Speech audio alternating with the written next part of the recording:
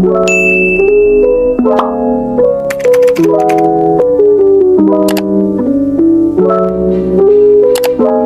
hi guys! Welcome back to my YouTube channel. By the way, I am Christine Salazar, your sales executive here in Peak Motors sa Abad Santos. And in this video, I'll be sharing with you the 2025 Montero Sport. So abangan nyo na rin guys kung ano yung update sa ating prices, promo, discount, and mga exclusive freebies na ipinamimigay namin dito sa Mitsubishi Abad Santos. So, let me know your thoughts guys in the comment section below kung sulit ba ang upgrade nitong ating 2025 Montero Sport.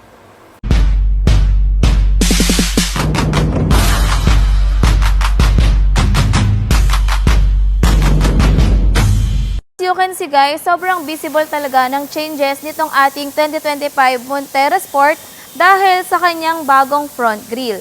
So, yung front grille niya, medyo similar na siya with our Expander Cross. Sa ilalim guys, bago na din yung ating front garnish. Ayan, bago na yung kanyang design. So when it comes naman sa lights guys, same pa din. Naka-multi-reflector halogen headlights pa rin tayo. And dito naman yung ating combination lights. Ito included yung ating turn signal lights, DRL, and fog lights. So guys, papakita ko na rin pala sa inyo yung ilaw nitong ating 2025 Montero GLX manual. So, dim light, headlight, fog light, then i-on na rin natin yung kanyang hazard. Ayan. By the way guys, we still have 3 color options para sa ating Montero Sport. And yung unit na pinapresent natin ngayon is the Sterling Silver Metallic. So papakita ko rin sa inyo yung ating Diamond White and Jet Black Mica. So isa pa guys na nabago dito sa ating 2025 Montero Sport is yung design ng ating mags. Ayan. We still have your 18-inch alloy wheels. So, what can you say guys sa bagong design ng ating Montero Sport na mags? Kasi for me, in my own opinion, mas prefer ko pa din yung lumang style ng ating mags. So guys, ito naman yung ating 2025 Montero Sport GLX manual transmission na Diamond White. So, isa ito sa option natin para sa Montero Sport. And kapag Diamond White yung napili nyong color, may additional 15,000 tayo dito. Regardless kung in-house financing or cash payment natin siya i-purchase. This is the last color or yung iba pa nating option para sa ating Montero Sport. We have here the Montero GLX manual na Jet Black Mica. So again, yung available color natin for the Montero Sport is the Sterling Silver, Diamond White, and this unit, the Jet Black Mica. So going back guys, yung ating Montero Sport, yung ating Montero GLX manual transmission is naka-keyless entry na siya with immobilizer. So just in case na magkaroon ng force entry sa ating unit, automatic mag-a-alarm yung ating unit. So by the way, pwede nating i-lock and unlock yung ating sasakyan using the key fob. So, kapag naka-unlock siya, automatic naka-retract yung ating side mirror. Then, kapag nilock naman natin yung ating unit, automatic magpo-fold naman yung ating side mirror. So, tignan naman natin yung loob ng ating unit, guys.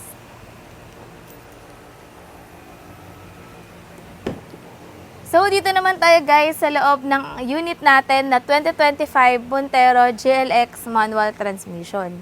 So, by the way guys, yung ating Montero Sport is equipped na rin ng power windows with central door lock. Ayan.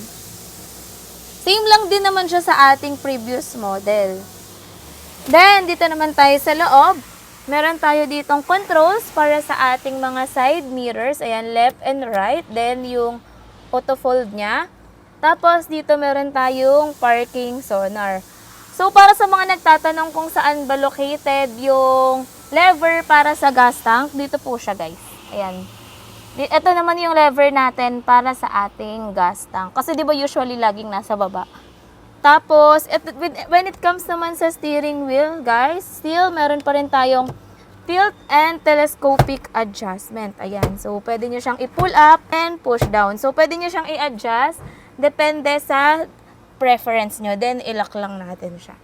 So, as you can see guys, yung steering wheel natin, isa na rin sa mga nabago dito sa ating 2025 Montero Sport. So, we have here the 3-spoke leather wrap na steering wheel, same with our Expander GLS, Triton, and para sa ating upcoming na X-Force. So, ayun guys. Then, ano bang meron dito sa steering wheel natin? Dito sa left side, we have here the controls para sa ating multimedia system. Ayan. Then, on the right side naman, we still have here the cruise control, hands-free switch, and yung ating voice command function. May langaw pa sa loob ng unit. So, ayun guys, isa ito sa mga changes ng ating Montero Sport. Start naman natin yung unit. So, kailangan naka-neutral tayo. Then, tapak lang sa clutch. Yun. So, ito yung ating meter cluster, guys. Wala naman siyang naging changes compared sa ating 2024 na Montero GLX manual transmission. Ayun, sobrang init sa labas, 33 degrees Celsius. When it comes naman guys sa ating air conditioning system, naka single zone with auto climate control tayo. So, kung mainit sa labas guys or mainit sa loob ng ating unit, pwede nating pindutin itong auto para automatic mag-a-adjust siya sa temperature ng ating cabin. Ayan. So, sobrang init, automatic, sobrang lakas din nung fan speed ng ating aircon. When it comes naman sa multimedia system natin guys, wala naman siyang nabago or binago. Compared sa ating 2024 Montero Sport, still pwede tayo makapag FM, AM, and Bluetooth. So, yung ating head unit is also supported by Apple CarPlay and Android Auto. Hindi nga lang siya wireless, guys. So, kailangan pa rin natin ng data cable. So, dito sa baba, guys, yung controls natin para sa rear na aircon. Then, meron tayo ditong USB socket para sa data cable natin na pagkukonikan. Then, dito is, meron tayong 12 volts na power outlet. Yan, guys. Yung Montero GLX natin, guys, is a 6-speed manual transmission. Ayan. So, kung looking kayo ng 7-seater na pasok sa budget nyo, this unit is for you guys. Dahil for as low as 0 down payment, pwede nyo na itong ma-avail. Then, kung magka-cash payment naman kayo, nag-offer tayo up to 270,000 cash discount. So, imagine, yung SRP nga pala nitong ating unit is same with the 2024, 1,568,000. So, naka 2025 Montero ka na, pero still, yung presyo mo wala pa ring price increase. So what do you think guys? Okay ba itong bagong upgrade natin na Montero Sport? Pero bago ang lahat, hindi pa tayo tapos guys. You can see, meron tayo ditong mirror and meron na rin siyang ilaw. Then, yung ating mga dome lights, ayan. Ayan. Hi! So, yan guys, off lang natin. Then, meron tayong sunglass holder. Ito naman sa kabila, check natin kung meron ding ilaw yung ating mirror. Ayun, meron din siyang ilaw. By the way, yung ating unit is naka-dual SRS airbag na siya. Dalawa yung airbag niya, isa sa front and isa sa ating passenger. Ayan. So, ito yung videographer natin guys, si Joey Boy Palaboy, na sobrang itim na dahil galing pa po kami ng Palawan. Ayan. So, going back, yung ating Montero manual, meron na tayong dalawang cup holders dito and meron tayong center armrest. Ayan.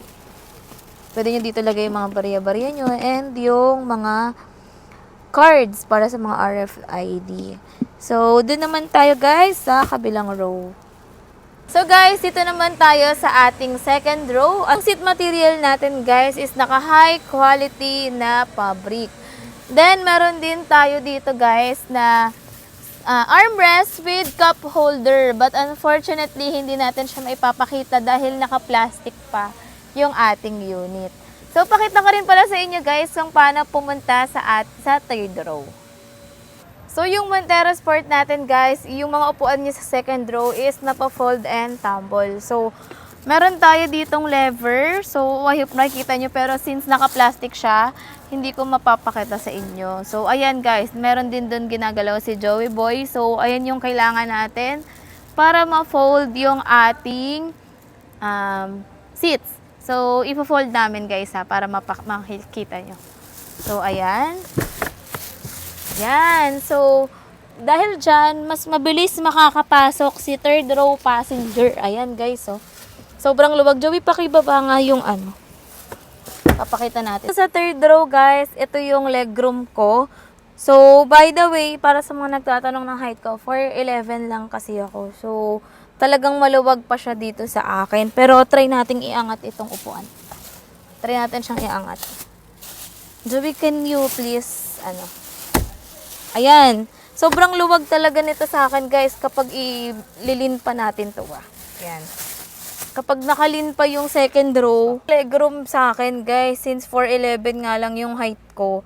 Sobrang luwag pa talaga dito sa third row and sobrang comfy. Pero try natin guys kapag si Joey yung umupo dito sa third row para makita nyo yung difference niya.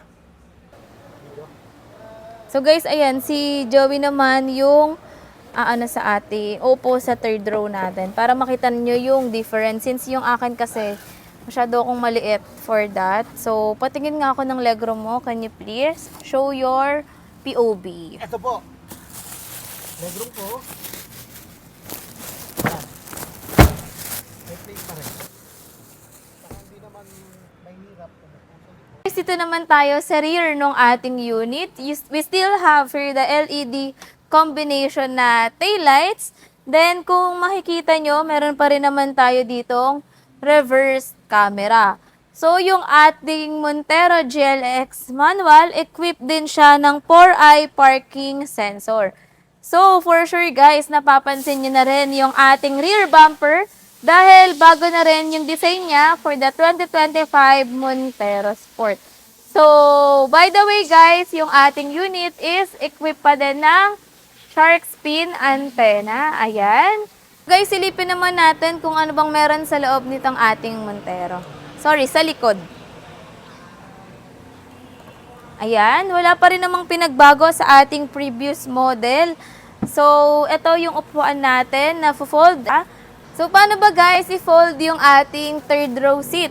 Unahin muna natin, hilahin itong lever. Ayan, para mag-fold yung doon sa third row. Then, ito naman, para mag-fold na siya completely. Ayan. So, fold natin siya parehas, guys. Ayan.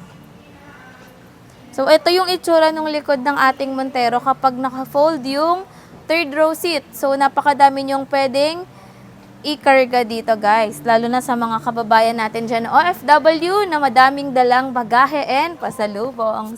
So, saan ba natin guys makikita yung tools and yung jack ng ating Montero Sport? So, located siya dito sa ating third row sa left side. Ito, meron tayo ditong parang storage.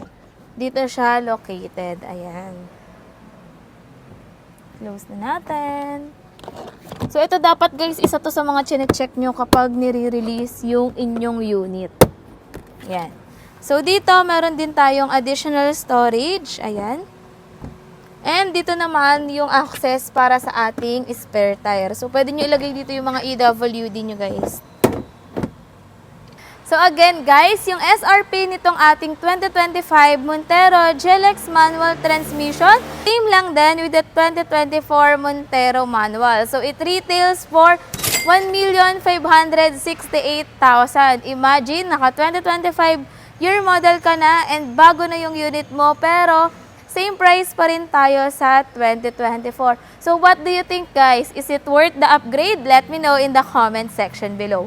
So, for the cash price naman, meron tayong discount up to 270,000 pesos. So, yes guys, 270,000 po yung cash discount natin para sa ating Montero Sport. So, kung naghahanap ka ng 7-seater na pasok sa budget mo, for sure, sulit na sulit sa'yo itong ating Montero Sport.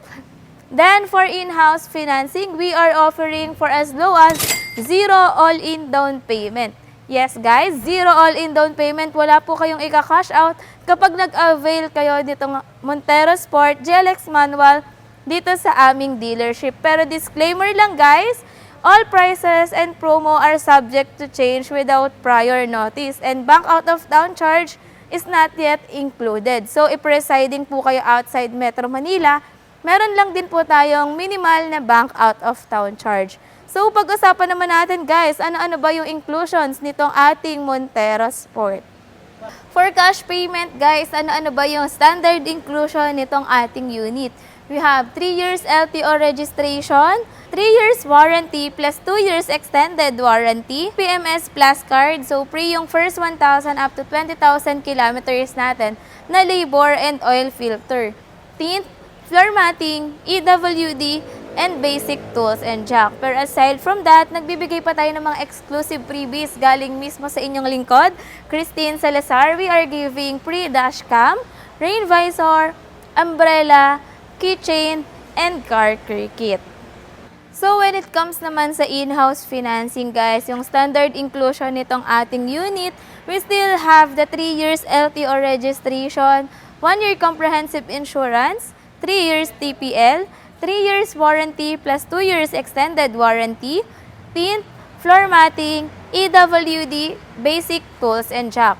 Pero aside from that, nagbibigay rin tayo ng mga exclusive freebies. Ano-ano ba ito? Meron tayong GT spoiler, leather seat cover, slim fender flare, deep dish matting, rally art skid plate, dashcam, rain visor, side step seals, umbrella, and keychain. Pero guys, take note, aside from that, nag-offer din tayo kung gusto nyong ipa-Black Series looks yung inyong unit. Pwedeng-pwede yan guys, just let me know and tawag lang kayo sa aking mga contact numbers indicated dito sa screen. So guys, what are the basic requirements when it comes to auto loan? Number 1, kung ikaw ay isang empleyado or locally employed dito sa atin sa Pilipinas, kailangan lang natin is 2 valid IDs, proof of billing, COE, or latest 3 months payslip. What about naman, Christine, meron akong sariling business.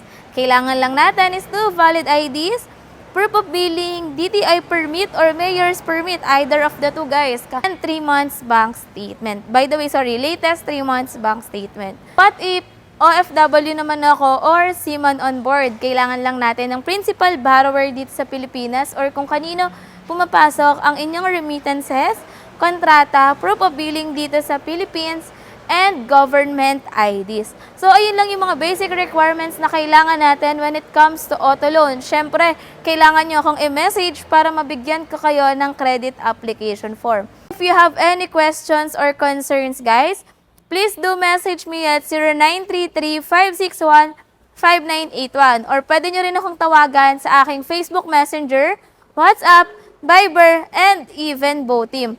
So, guys, wag nyo na rin kalimutang i-follow ako sa aking TikTok account, Christine Salazar. So, ayun lang guys. Thank you so much for watching. See you on my next video. Bye!